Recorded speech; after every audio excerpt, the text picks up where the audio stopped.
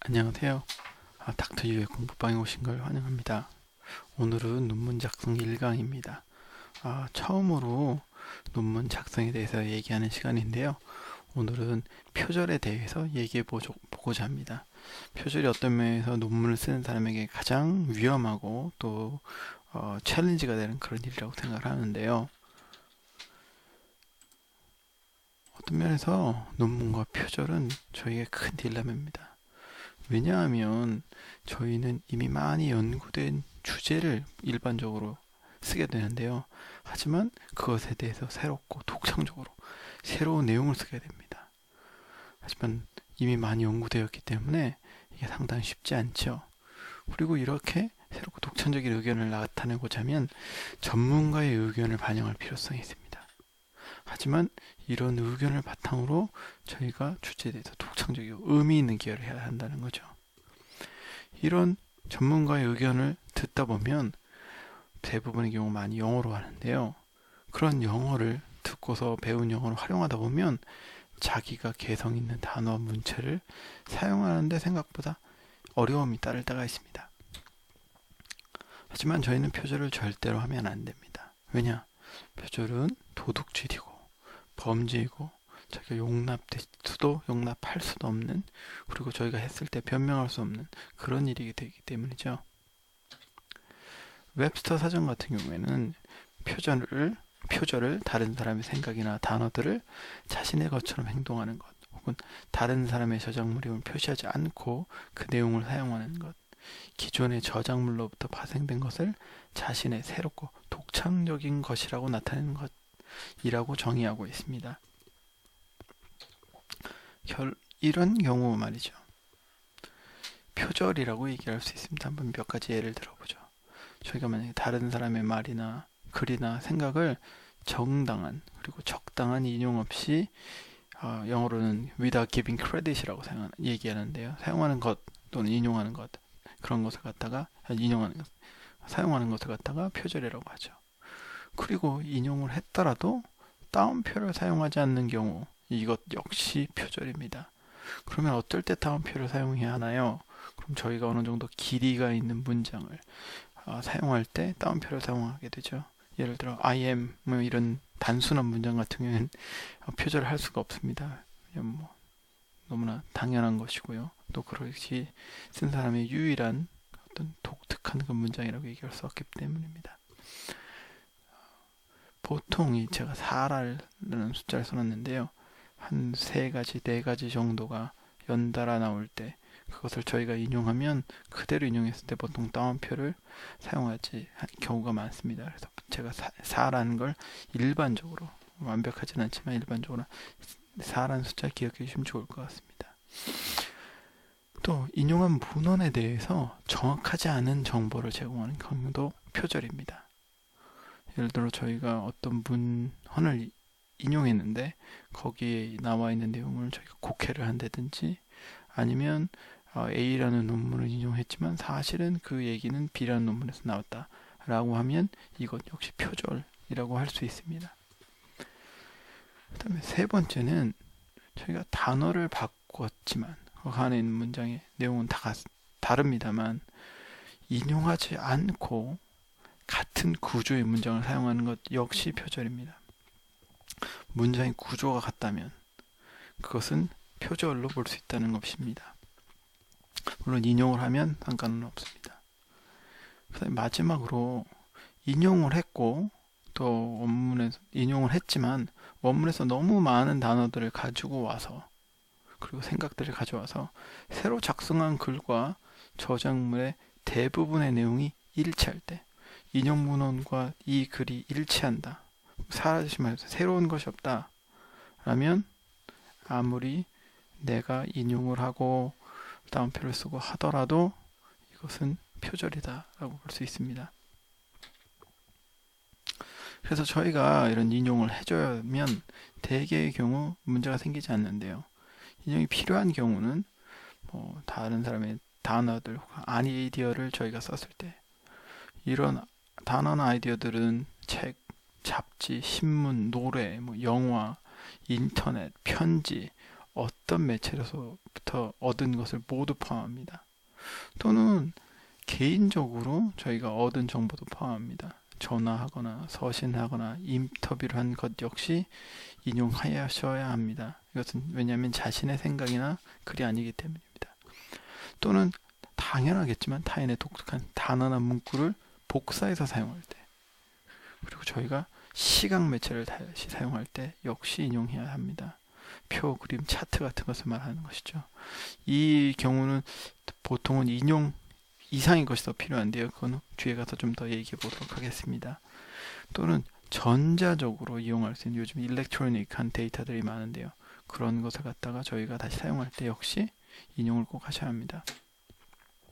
하지만 필요 없는 경우도 분명히 있습니다. 예를 들어 스스로 저자의 경험이나 관찰, 통찰, 생각, 결론 이런 건 자신의 것이죠. 인용할 필요가 없습니다. 또 자신이 쓰는 실험이나 관찰에 대한, 그리고 자신의 논문, 이것은 이미 퍼블리시된 논문을 얘기하는 것은 아닙니다. 지금 자기가 쓰고 있는 그 논문에 대한 경우는 없습니다. 자기가 만약에 미리 퍼블리시했다면 그것 역시도 물론 인용을 해주어야 하죠. 자신의 미술 작품, 그렇죠?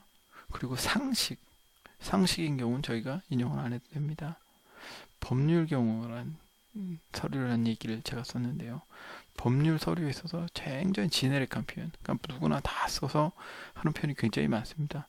그럼 누구나 다 쓰는 법률 서류라면 크게 따로 인용을 하지 않아도 표절다라고 얘기하기 쉽지 않습니다.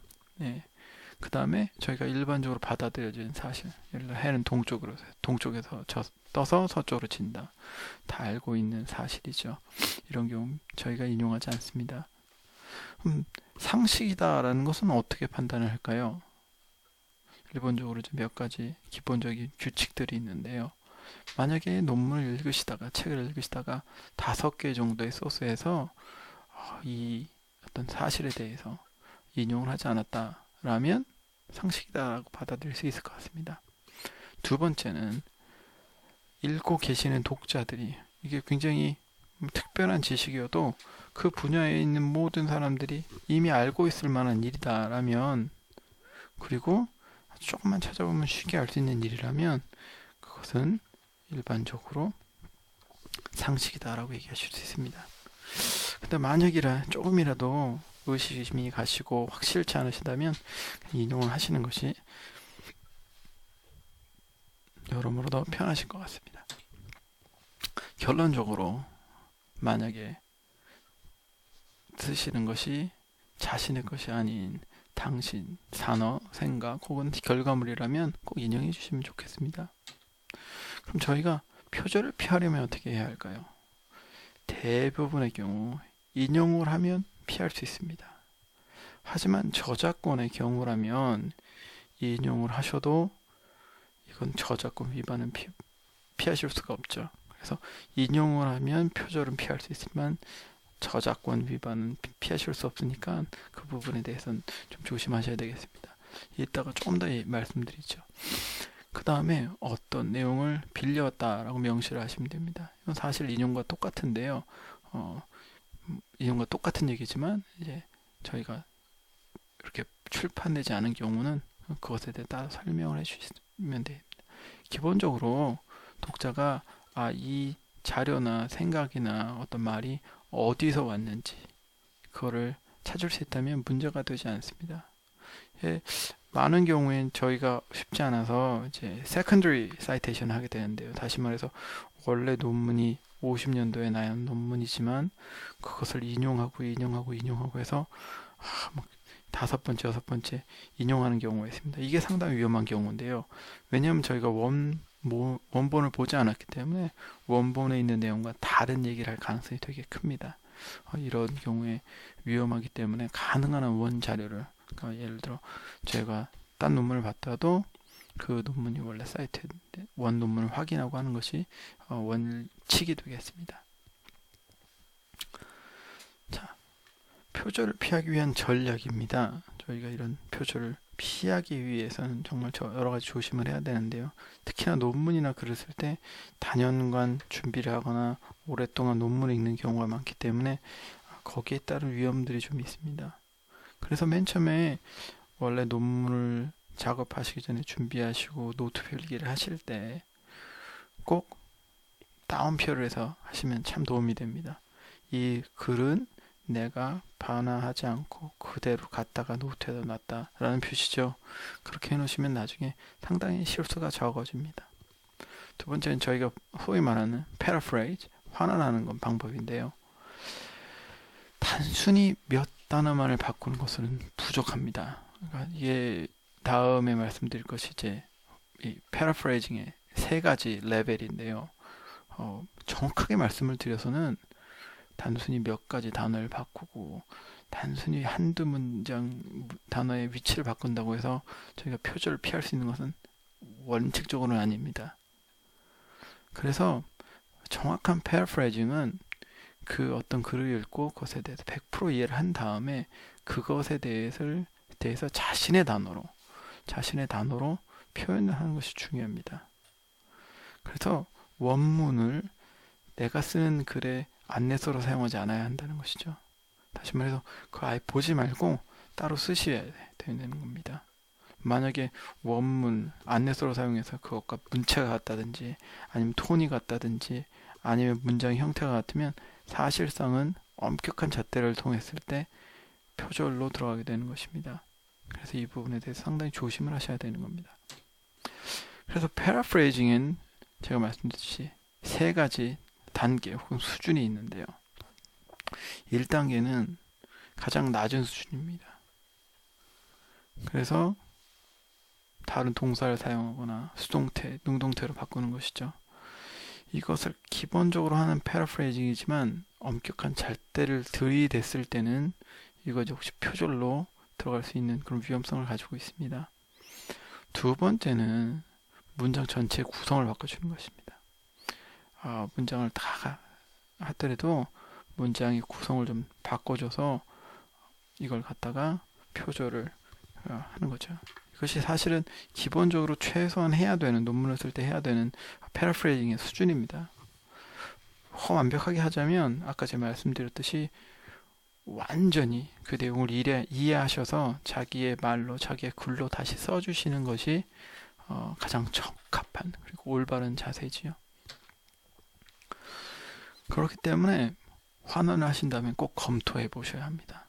원문과 환원하신 문장을 비교해서 혹시 내가 모르는 사이에 같은 단어를 쓰진 않았는지, 같은 문구를 쓰지 않았는지, 정보를 잘못 전달하고 있지 않은지를 꼭 확인해 주셔야 합니다. 그렇기 때문에 표절을 피하기 위해서는 환원을 하시든 나중에 비교를 하시든 꼭 원소스를 적어주시는 것이 중요합니다. 그리고 자료를 굉장히 조심스럽게 적어줘야 되죠. 다운표를 포함해서요. 그 다음에 이런 기록들, 자신의 연구 기록들, 남의 연구 기록들 잘 보관해야 합니다. 나중에 그것을 자기가 잘못 썼을 수도 있고 잘못 분석했을 수도 있는데 그 부분을 잘 검토할 수 있는 그런 기회를 갖는 거죠. 그렇기 때문에 이 자료를 버리지 않고 논문이 퍼블리시가 됐더라도 버리지 않고 잘 보관하는 것 역시 미덕이다라고 할 수 있겠습니다. 이제 표절과 관련된 여러 가지 말씀을 좀 더 드리고 싶은데요. 저희가 상당히 많은 오해가 있는 부분인 것 같습니다. 자, 저작권 문제입니다. 저희가 논문을 썼습니다. 그리고 그것이 퍼블리시가 됐습니다. 그럼 그건 제 논문이니까 제 것이 맞나요? 이 대답은 예스와 노죠. 저희가 논문을 퍼블리시하면 저널에서 저희한테 카피라이트에 대한 서류가 나옵니다. 때로는 이 경우 세 가지로 갑니다. 첫 번째는 저작권을 출판사에 주는 경우, 두 번째는 저작권은 주지 않는 경우가 있습니다. 세 번째는 그 저작권은 공공의 것, 다시 말해서 모든 사람의 것이라는 거죠. 예를 들어 저희가 세금으로 실행한 연구에 같은 경우에는 많은 경우 그 결과물이 시민의 모든 사람의 공익을 위하는 것이기 때문에 카피라이트이 전 세상의 세계의 모든 사람이 됩니다. 그래서 어떻게 저작권을 가는지 학교에 따라서는 저작권을 주지 않는 경우도 있고요. 그 다음에 어떤 학교는 그것에 상관하지 않는 경우가 있고요. 굉장히 복잡합니다. 그래서 이 부분에 대해서는 사실 학교랑 잘 상의를 하셔야, 특히 외국의 학교에 계시다면 잘 상의를 하셔야 학교 규정을 위반하지 않으실 수 있습니다. 다음에 두 번째는 학위 논문입니다. 학위 논문은 90% 이상 학생이 카피라이트를 갖게 됩니다. 그래서 만약에 외국에서 나온 학위 논문을 보시면 카피라이트이 자기한테 됐다라고 표현한 논문들이 많이 있고요. 그 다음에 요즘에 몇몇 학교는 학위 논문을 쓸 때 카피라이트를 달라라고 하는 학교도 있습니다. 그 부분에 대해서 학교랑 잘 얘기를 하거나 하지 않으면 나중에 오해의 소지가 있습니다.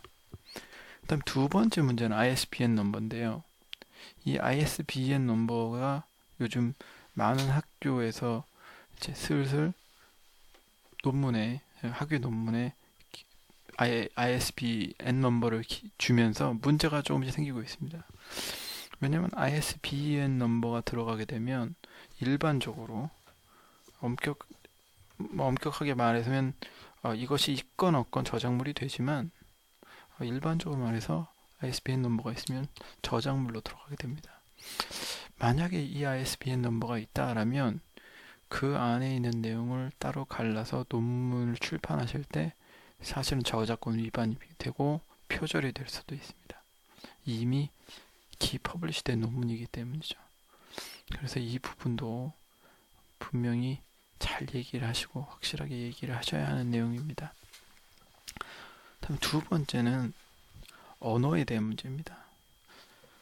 제가 에디터를 하는 동안도 한국말로 출간된 논문을 영어로 바꿔서 두 논문을 짜집기해서 한 경우가 있었습니다. 물론 표절입니다. 왜냐하면 언어가 다르지만 아이디어는 같기 때문입니다. 이미 출판된 논문을 다른 언어로 바꿔도 표절에 들어갑니다. 세 번째, 학회에 발표한 경우입니다. 이건 두 가지인데요. 이건 역시 내가 발표한 논문이 어떻게 출간되는지에 따라 다릅니다. 만약에 학회에서 풀 논문을 원하고 그 논문을 인터넷이나 페이퍼로 발표를 한다면 이것은 일종의 출간물로 봅니다. 그래서 이미 발표가 됐기 때문에 이것을 발표하는 것은 기본적으로 표절로 볼 수 있고요. 그 다음에 나중에 출간된 후에 이 사실이 알려졌을 때 출간 취소될 수도 있습니다. 다음 문제는 아주 큰 실험이라 논문 여러 편으로 나누는 경우인데요. 아주 간단하게 말씀드려서 각각의 논문이 완전히 서로 다른 내용을 가지고 있다면 이것은 표절이 아닙니다. 하지만 같은 표나 도표를 사용한다면 위험성이 있습니다. 같은 도표나 데이터를 사용해도 완전히 다른 분석을 사용해서 다른 결과를 넣는다면 그것은 표절이 아닙니다. 하지만 그런 표나 그림을 이미 다른 논문에서 썼다면 그것은 저작권 위반이 됩니다. 그 저작권이 출판사에 있을 경우에 말이죠. 똑같은 문제가 자기 논문을 기초로 책을 썼을 때입니다. 그럼 그 논문에 있는 그림이나 그리고 여러 가지 기타 표를 사용하고 싶다면 이 경우는 저작권에 대한 확인을 꼭 하셔야 됩니다. 왜냐하면 그 표나 그림을 잘 그린 것이지만 자기의 저작권을 갖고 있는 것은 아니기 때문이죠. 상당히 까다롭죠? 그러면 보통 이렇게 들으시면 많이 이렇게 물어보는 것들이 있습니다. 자, 첫 번째 많이 물어보는 질문이 모든 출판권은 판권, 카피라이트이 있나요? 이건 말씀드렸지만 yes and no입니다. 어떤 출판물은 1인이나 기업이나 회사나 아니면 학교가 갖고 있는 경우가 있습니다. 하지만 어떤 출판물은 전 세계 모든 사람이 출판권을 갖게 돼요. 그 판권을 갖게 됩니다. 그래서 없다라고 할 수 있는 그런 논문들이 있죠. 인용을 했습니다. 그래도 표절일 수 있나요? 그렇죠? 인용을 했어도 저희가 그 대부분의 생각들을 다 갖고 왔다면 이것은 표절입니다. 그죠? 그 다음에 인용을 했지만 그것이 제가 저작권을 안 갖고 있는 문건이라면 저작권법 위반일 수 있습니다. 다음은 조금 까다로운 문제인데요. 제가 이미 어떤 글을 썼습니다. 근데 그와 똑같은 내용을 나중에 보니까 누가 이미 썼습니다. 이건 표절인가요? 이 경우 몇 가지 조건과 컨디션에 따라서 대답이 달라집니다. 첫 번째는 글을 썼지만 정말로 안 본 경우입니다. 그러면 자기 자신의 생각과 말과 말투가 다르기 때문에 이미 쓴 내용과 똑같을 경우는 단어나 문체가 똑같을 경우는 거의 0에 가깝습니다. 이 경우 표절이 아닙니다. 우연의 일치로 두 사람이 다른 생각을 한 것이기 때문에 이것은 표절로 보지 않습니다. 하지만 여기서 위험한 것은 내가 그것을 봤지만 사람이 망각의 동물인지라 그것을 잊어버렸을 경우입니다.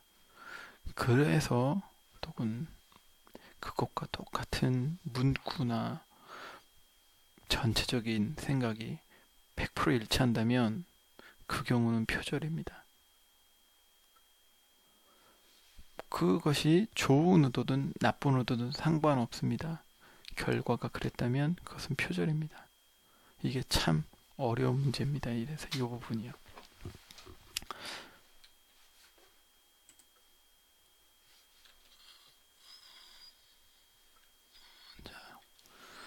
만약에 오늘 들으신 것이 좀 부족하시든지 오늘 들으시고 나서 내가 표절을 정말 잘 알고 있나 오늘 좀 새로 배우신 것이 있는데 내가 잘 이해했나?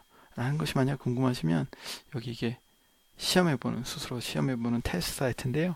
한번 가서 해보시면 좋을 것 같습니다. 자, 오늘 들으셔서 대단히 감사하고요. 또 다음 기회에 더 재밌는 것으로 다시 뵙겠습니다. 네, 좋은 하루 보내세요.